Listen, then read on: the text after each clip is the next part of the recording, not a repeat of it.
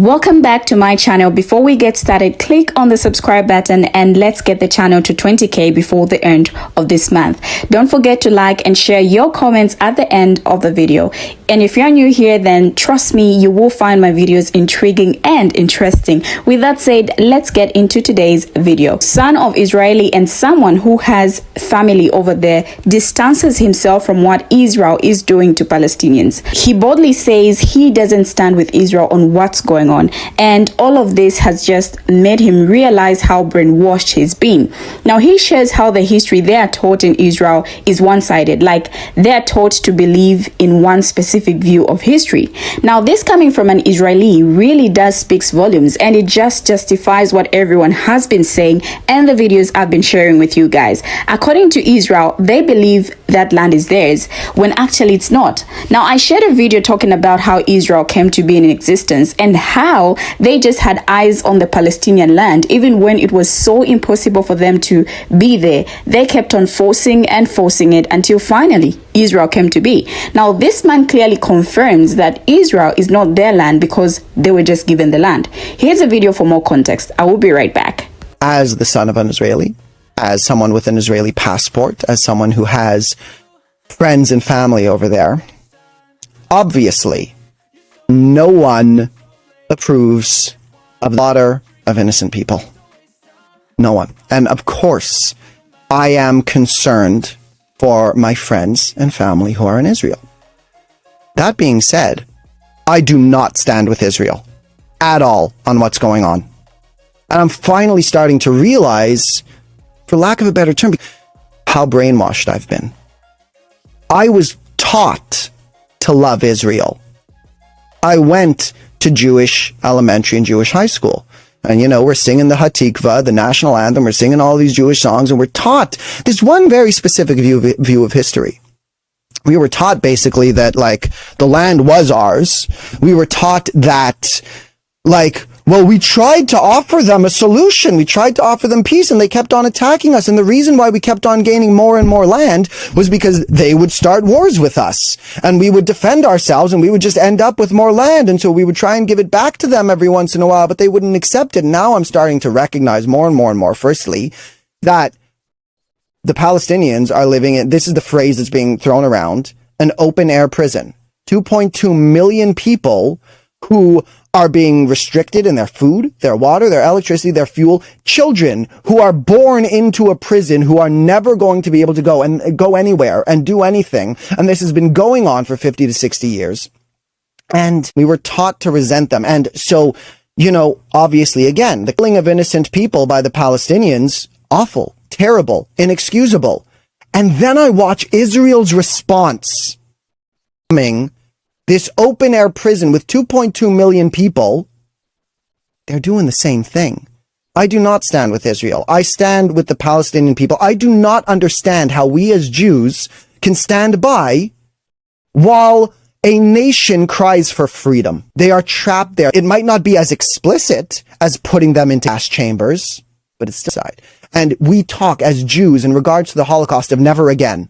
Is it just never again to us? Or is it never again? Because I thought it meant never again. But we're still being taught this separation and this complete lack of identification of what is happening with these people. So, now, can I excuse the fact that, you know, Hamas has killed civilians? No.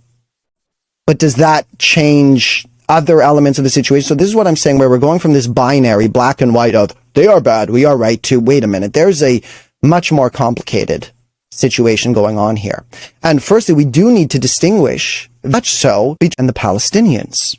And even to the extent that we are going to call Hamas, I mean, I don't know. Firstly, there was a story floating around of them beheading 40 babies. Now we look at something like that, and that makes us think, oh, well, they are evil.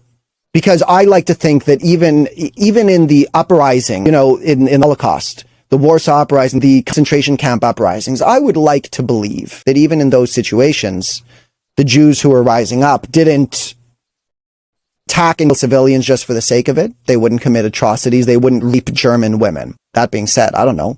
Maybe they did. But beside the point. That's beyond any freedom fighting thing. That is that there's beyond no excuse. And then turns out, wait a minute, there is no evidence of that. And the news outlets that first put out that story then retract the statement. You can't retract a statement. Once it's out there, the damage is done. Because let's say you publish a news story and 10 million people hear the story of Hamas headed 40 babies. Then you post the retraction. Firstly, the retraction doesn't get as much news as the original post. So 10 million people heard you say that Hamas headed 40 babies, and only 2 million people heard you make that retraction. And even of the ones that did hear you make that retraction, half of them don't believe it. And even if they do believe it, that image is still in your head. There is no denying that Israel has been using propaganda, that so much of what we know is not the truth of things. So we don't know. You don't know what's happening there. I don't know what's happening there. There are a few things that we can know. We can know the big picture story. We can know that there are 2.2 million people being subjugated in that place who cannot live their lives. We can know for certain that civilians were killed from Hamas, from the Palestinians, and we can know for certain that even more civilian and children were killed by Israelis' response. So, firstly, let's open up our interpretation of everything that's going on there. Let's move from this binary, black and white, to they are wrong and we are right, to wait a minute. The Israelis are causing more death, really, than the Palestinians, and we're being taught that, wait, we're the good guys here because this is our land kind of thing, because we're standing up for ourselves. It's not our land. We were given the land. It's like, if someone comes up to you, the government comes up to you right now and says, hi, here's this person, they're a refugee from Syria. This is their house now. Like, what do you mean this is their house now? Well, here's this person, they're a refugee, they've been in a lot of pain, and we've decided to host these people, so this is their house now. You're going to have to leave. I don't want to leave. Okay, fine. Tell you what, they'll take the left side of the house, and you take that little 10%, that one room. You keep your bedroom, but they get the rest of the 90% of this house. Is that acceptable to you? And you go, no. And they go, well, now it's your fault. So go to your bedroom, and we're going to lock you in there. That's basically what happened. Sorry, I got more passionate about this than I expected to. Now, after watching that video, the common question which is always asked can come in. Was Israel founded on stolen land? Ever since the 7th of October, a lot has been unveiled about Israel and Palestine. And I think by now, most of us know the true answer to this question. Now, first thing first, who are the settlers? Settlers are Israeli citizens who live on private Palestinian land in the occupied West Bank and East Jerusalem. The vast majority of the settlements have been built either entirely or partially on private Palestinian land, and more than 700,000 settlers, 10% of Israel's nearly 7 million population, now live in 150 settlements and 128 outposts dotting the occupied West Bank and East Jerusalem. A settlement is authorized by the Israeli government, while an outpost is built without government authorization. Outposts can range from a small shanty of a few people to a community of up to 400 people. Now, some of the settlers moved to the occupied territories for religious reasons, while others are drawn by a relatively lower cost of living and financial incentives offered by the government. Ultra-Orthodox Jews form 1/3 of all settlers, and a plurality of Israeli Jews who live in the West Bank say that the construction of settlements improves the security of the country. According to the Pew Research Center, the argument is that settlements act as a buffer for Israel's national security as they restrict the movement of Palestinians and undermine the viability of a Palestinian state. However, some of the Israeli left argue that the statement expansion hurts the two-state solution and thereby Israel's own prospects for peace. Now, Israel started building settlements just after capturing the West Bank, East Jerusalem, and Gaza Strip in June 1967, Six-Day War. In September 1967, the Et Zion block in Hebron was the first settlement built in the occupied West Bank.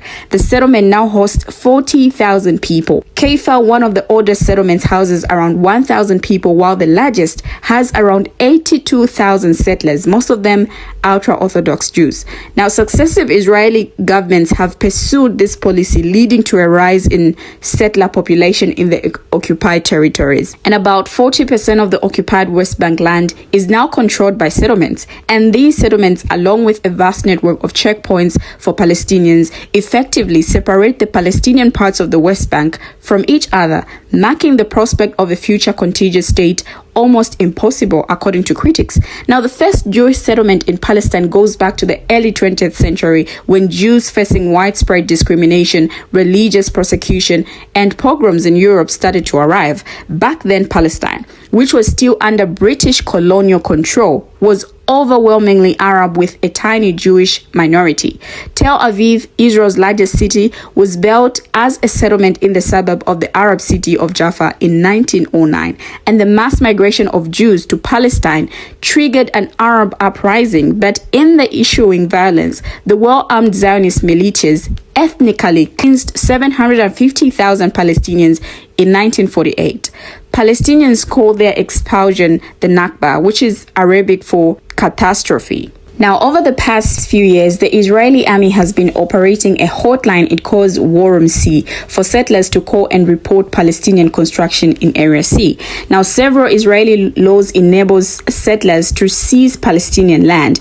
Israel has declared about 26% of the West Bank's territory as state land on which settlements can be built. And Israel has used legal means to expropriate Palestinian property for public needs such as roads, settlements, and parks. After the signing of the 1993 Oslo Accords with the Palestinian Liberation Organization, the Israeli government officially stopped building new settlements, but the existing settlements continue to grow. The settlement population in the West Bank and East Jerusalem grew from approximately 250,000 in 1993 to nearly 700,000 in September this year. But in 2017, Israel formally announced the start of new settlements. Prime Minister Netanyahu, Israel's longest-serving prime minister, has boasted settlement expansion since he first came to power in 1996. There are also Israeli non-governmental organizations that work to evict Palestinians from their land using loopholes in the land laws. Israeli authorities also regularly seize and demolish Palestinian properties, citing the lack of Israeli-issued building permits and land documents. But international rights groups say acquiring an Israeli building permit is nearly impossible. Are Israeli settlements legal under international law? Of course not. All settlements and outposts are considered illegal under international laws as they violate the Fourth Geneva Convention, which bans an occupying power from transferring its population to the area it occupies. The United Nations has condemned them through multiple resolutions and votes. In 2016, a United Nations Security Council resolution said settlements had no legal validity, but the US, Israel's closest ally, has provided diplomatic cover over the years. Washington has consistently used its veto power at the UN to protect Israel from diplomatic seizure. Israel authorities and encourage settlements, though it deems outposts as illegal under its laws. Israel has in recent years retrospectively legalized several outposts. More than 9,000 settlers withdrew from Gaza in 2005 when Israel dismantled settlements as a part of a disengaged plan by former Prime Minister Ariel Sharon. This again confirms the most asked question. More reason people are condemning what is happening, because despite stealing their land, they are making the lives of Palestinians unbearable. And when they try to fight back for their land, what happens? This. What is currently happening now? We've also seen Israel still sticking to a specific side of history on what they teach their children. This has been evident in how some Israelis have come out to support what Israel is doing to Palestinians. We have come to the end of the video. Feel free to share your own thoughts on this topic. Thank you for watching and see you in my next video.